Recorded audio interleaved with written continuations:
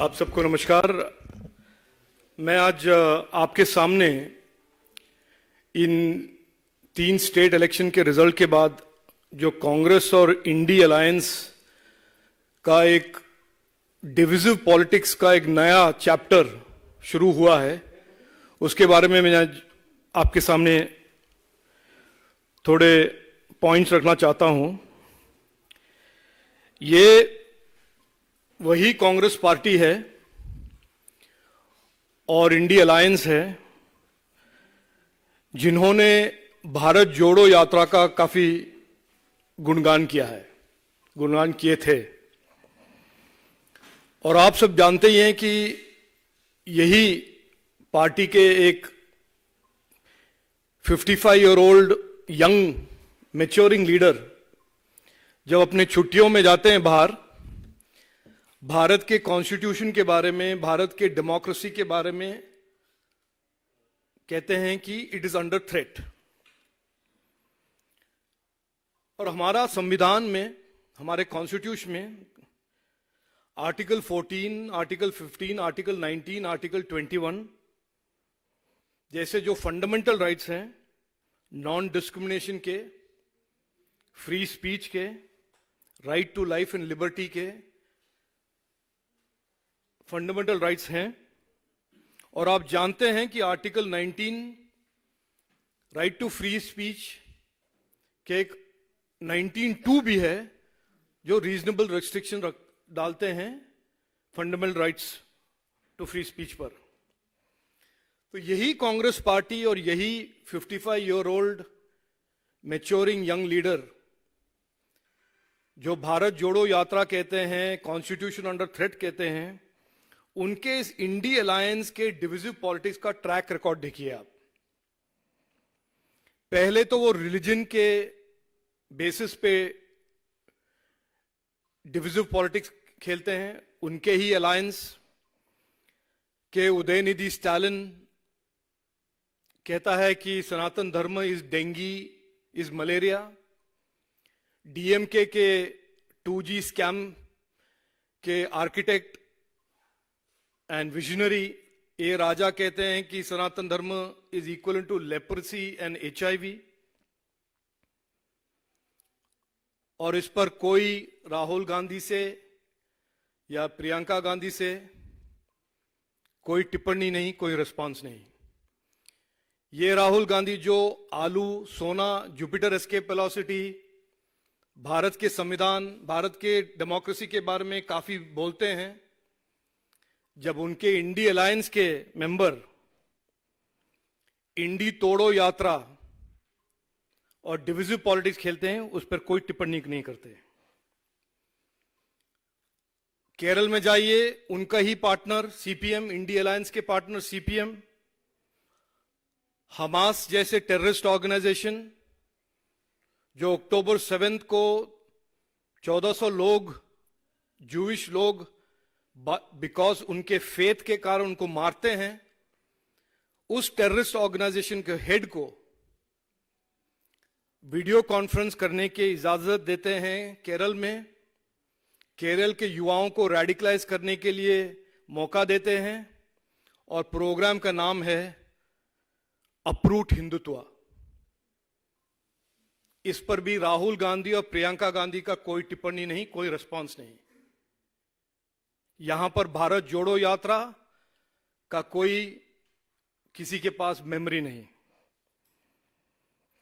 केरल में कांग्रेस के ही MP राजमोहन उन्नीतान कहते हैं कि हमास टेररिस्ट ऑर्गेनाइजेशन नहीं है और वो जो भी करेंगे वो जस्टिफाइड है। और ऐसे अपीसमेंट पॉलिटिक्स और हमास को सपोर्ट करने वाला कांग्रेस MP के बारे में राहुल गांधी जी और प्रियंका गांधी जी का कोई रिस्पांस नहीं, कोई क्लैरिफिकेशन नहीं। उनके ही इंडी अलायंस के पार्टनर इंडियन यूनियन मुस्लिम लीग के मुनीर कहते हैं whatever Hamas does is justified. जो भी हमास करता है वो जस्टिफाइड है। इसके बारे में भी राहुल गांधी जिन्होंने इंडियन यूनियन मुस्लिम को एक सर्टिफिकेट दिया था उनके एक फॉरेन ट्रिप में कि वो बड़े सेक्युलर पार्टी हैं, उसके बारे में भी कोई टिप्पणी नहीं राहुल गांधी का या प्रियंका गांधी का। जो इंडी अलायंस के मेंबर टेररिज्म को नॉर्मलाइज कर रहे हैं खुलेआम अपने अपीजमेंट पॉलिटिक्स के लिए, उनको ना तो क्लैरिफाई करना, ना तो क्लैरिफिकेशन इश्यू करना या उस पर टिप्पणी करना, कुछ नहीं हमारे कांग्रेस के 55 year old maturing youth leader Rahul Gandhi ने किया है, ना उनकी बहन Priyanka Gandhi.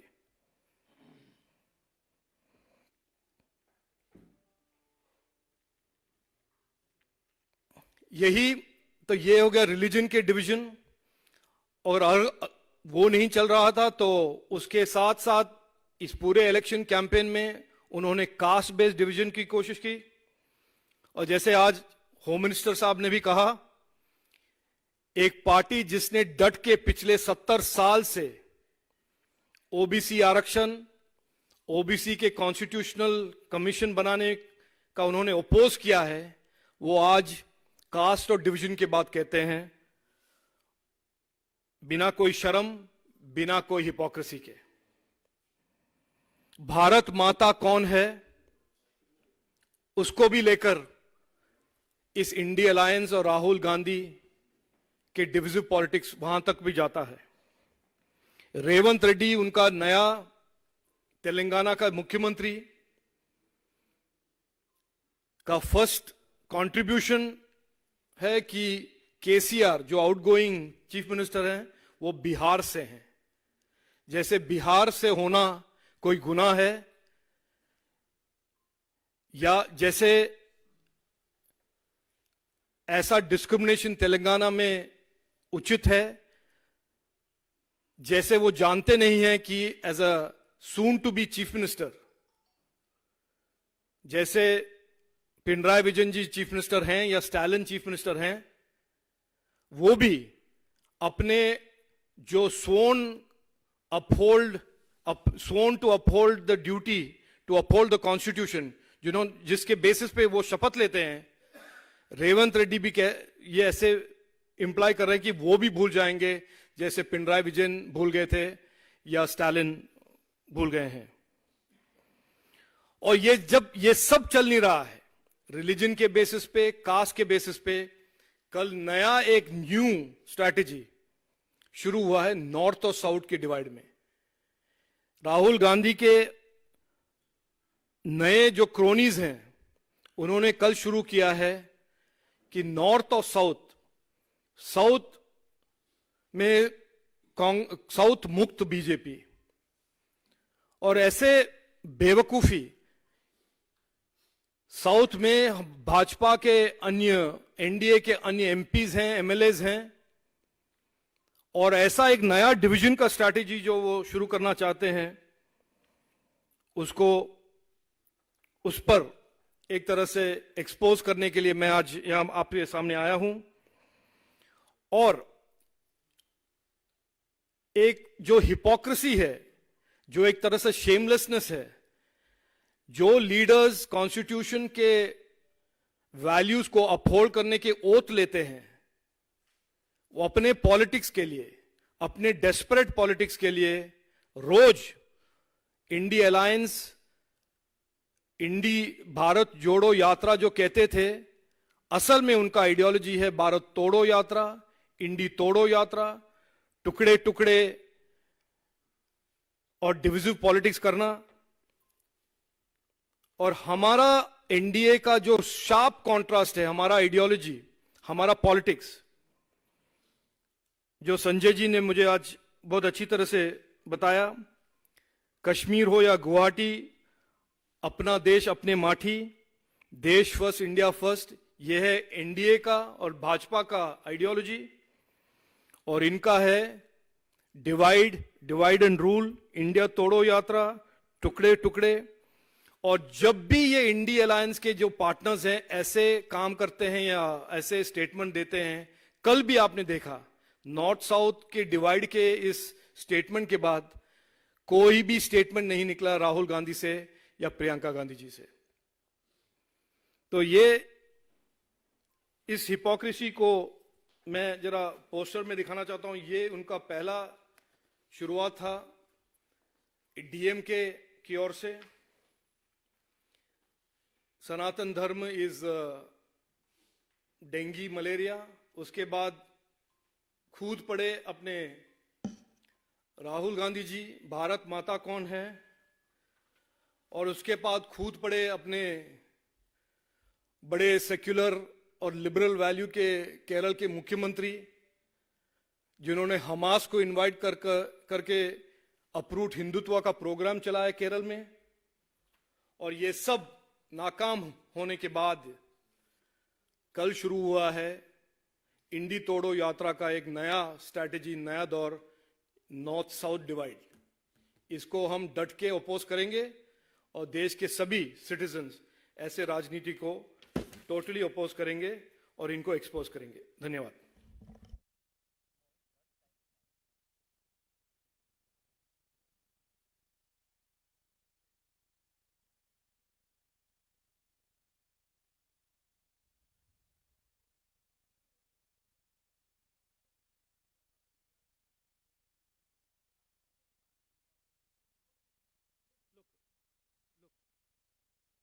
I heard Mr. T.R. Balu today say that Chief Minister Stalin has told MP Senthil to not make such statements. But there is a question that has to be asked to Mr. Balu and to Mr. Stalin. What about Udaynidhi Stalin's statement? Has he advised Udaynidhi Stalin to apologize? What about A. Raja?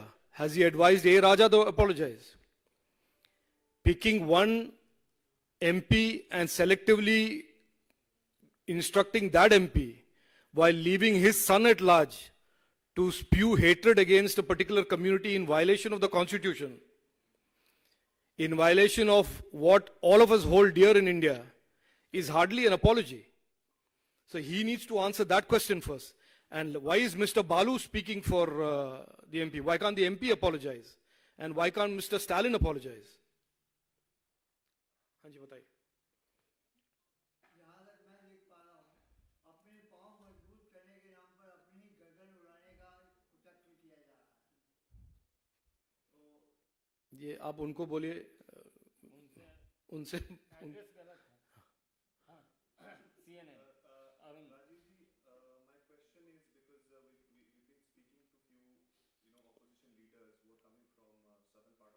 हाँ जी।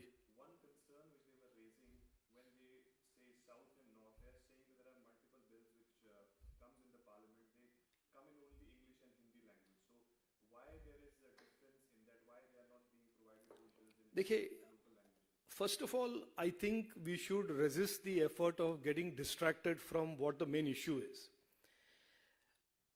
अगर आप देश को north south में बांटने की कोशिश करेंगे और आपको हम अपोज करेंगे और लोग आपको एक्सपोज करेंगे कि ये एक रैंक हिपोक्रेसी है, उसके दौरान आप किसी इश्यू को लेकर आएंगे कि हमारा साइमल्टेनियस ट्रांसलेशन ठीक नहीं चल रहा था, हमारे डॉक्यूमेंट्स हिंदी और इंग्लिश में हैं।